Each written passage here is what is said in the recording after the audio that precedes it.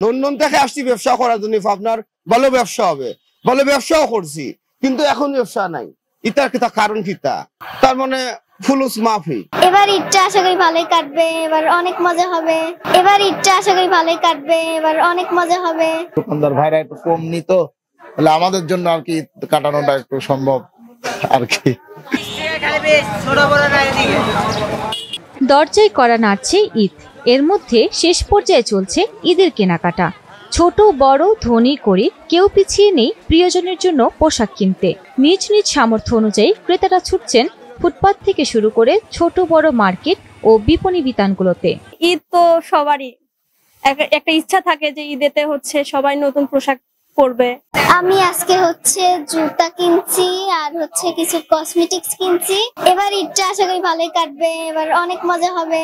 তবে কিছু অসাধু ব্যবসায়ী নিম্নমানের কাপড় সহ তৈরি পোশাক ও ভারতীয় পোশাক বেশি দামে বিক্রি করছে বলেও অভিযোগ ক্রেতাদের।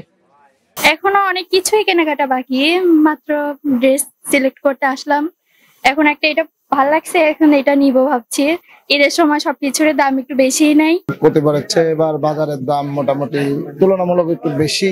যাই হোক, এদের কেনাকাটা একটু ওনাদেরকে বলছি যে ওনারা একটু যদি দোকানদার ভাইরা একটু কম নিত, তাহলে আমাদের জন্য আর কি কাটানোটা একটু সম্ভব আর কি।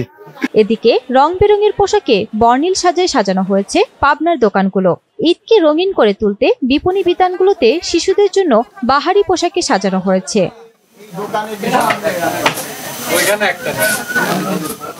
ঈদ সামনে রেখে এবার শিশুদের পোশাকে এসেছে বৈচিত্র্য।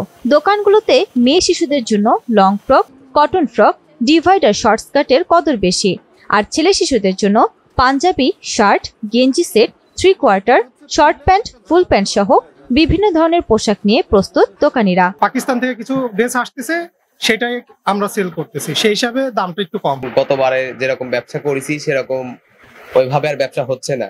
যে ভাবে দাম বাড়তেছে সবকিছুর, সাধারণ মানুষ কিনতে পারতেছে না প্রোডাক্টগুলা। ব্যবসা একদম মন্দা, মানে বলতে কিছুই নাই। এদের মাঠ ফাঁকা দেখছেন, গত বছরও উবরি খায় পড়েছে এই দিনে, আজকে এবার নাই।